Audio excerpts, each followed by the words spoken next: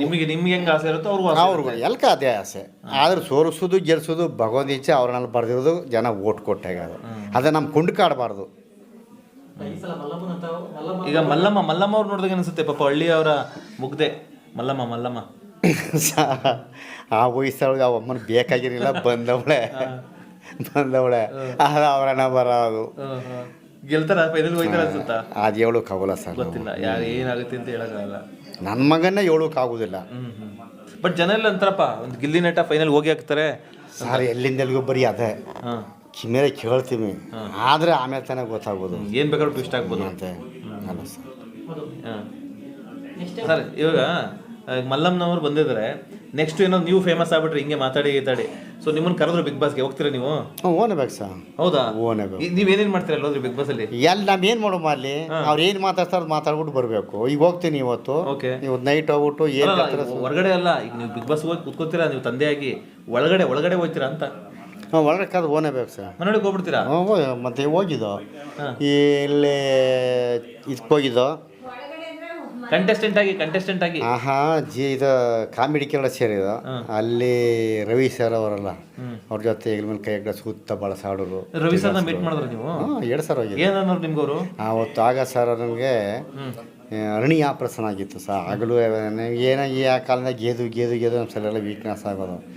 ಆಗ ಅರಣಿ ಆಪ್ರೇಷನ್ ಆಗಿ ಅದೇ ಥರ ಬೆಡ್ ಮೇಲೆ ತಂದು ಹಾಕಿ ಫೋನ್ ಮಾಡಿದ್ರು, ಬರಲೇಬೇಕು ಅಂತ. ಆಗೋಲ್ಲ ಸರ್, ನಾವು ಬರೋಕ್ಕಲ್ಲ, ಮಾತಾಡೋಕೆ ಐತಾರ ಇನ್ನೂ ಹೊಲಗೆ ಇಲ್ಲ ಬರಪ್ಪ, ಕಾರ್ ಕಳಿಸ್ತೀವಿ ಮನೆ ಹತ್ರ, ಸ್ಟೇಜ್ ಒಳಗೆ ಕಾರ್ ಬರುತ್ತೆ ಬಂದ್ಬಿಡು ಅಂತಾರೆ. ಹೋಗಿದ್ದು ಆಮೇಲೆ ಹೋದ ನನ್ನ ಮಗ ಅವರಿಬ್ಬರು ಜೊತೆಲಿ ನಿಂತಿದ್ರು, ರವಿ ಸರ್ ಇಬ್ಬರು ಜೊತೆಲಿ ನಿಂತಿದ್ರು.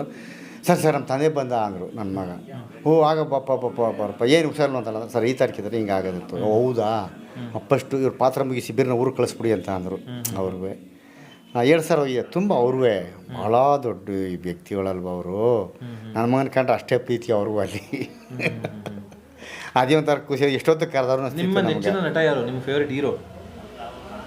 ನಮ್ಮ ಹೀರೋ ಅಂತಾರೆ ಸರ್, ಹಿಂದೆ ರಾಜ್ಕುಮಾರ್ ಇದ್ದರು, ಮತ್ತು ವಿಷ್ಣುವರ್ಧನ್ ಇದ್ದರು, ಮತ್ತು ಇವರೆಲ್ಲ ಈ ರವಿಚಂದ್ರ ಸರ್ ಮಾಡುವಂಥ ಫಿಲಮ್ಗಳಲ್ಲಿ ಸರ್. ನಮ್ಗೆ ಎಷ್ಟೋ ನಮ್ಮ ಕಾಲು ಕೈ ನೋವಾಗವೆ, ನಮ್ಗೆ ಇದು ತೀಡ್ ತಗುವಾಗ ಮಳವಳ್ಳಿ ಒಳಗೆ ಈ ಕೈಗೆ ಎಷ್ಟೋ ಸರಿ ಕೈ ನೋವಾಗವೆ.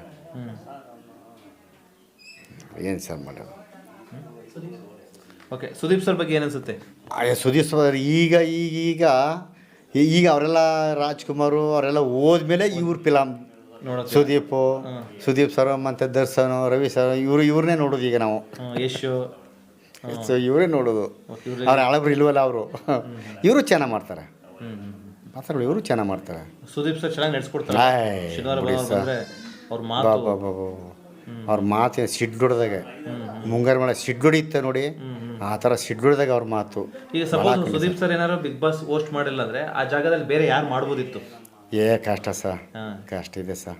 ಇವರೇ ಕಷ್ಟ, ಬೇರೆ ಊಹೆ ಮಾಡ್ಕೊಳಕ್ಕಾಗಲ್ಲ ಅಂತೀರಾ? ಈಗ ನಾನು ಹುಷಾರಿಲ್ಲ, ನಾನು ಈಗ ಕುರಿ ಬಿಟ್ರೆ 7 ಗಂಟೆ ರಾತ್ರಿ ಗಂಟೆ ಮೇಯಿಸ್ಕೊ ಬರ್ತೀನಿ. ಹಿಂದೆ ನಾನು ಮೊದಲು ಮುಂಚೆ 12 ಗಂಟೆ ರಾತ್ರಿ ಗಂಟೆ ಕುರಿ ಊರಿಗೆ ಬರ್ತಿದ್ದು. ಈಗ ಆಗೋದಿಲ್ಲ, ನಾಯಿ ಕಟ್ಟ ಜಾಸ್ತಿ ಅದ. 6ರಿಂದ 7 ಗಂಟೆ ಮೇಯಿಸ್ಕೊ ಬರ್ತೀನಿ. ನನ್ನ ಮಕ್ಳು ಹೋದ್ರೆ 4 ಗಂಟೆಗೆ ತಂದು ಕುರಿಗೆ ಕೊಡ್ತಾರೆ. ಹಂಗೆ ಅದು ಅವ್ರು ಗುಂಡಿಗೆ ಬೇಕಲ್ಲಿ ಮಾತಾಡಬೇಕಾದ್ರೆ ಅದದು ಭಾಳ ಕಷ್ಟ ಇದೆ ಸರ್. ಅವ್ರು ಬಿಟ್ರೆ ಇಂಥ ನಡೆಸ್ಕೊ ಹೋಯ್ತೀವಿ ಅಂತ ಹೇಳೋಕ್ಕಾಗಲ್ಲ ಸರ್.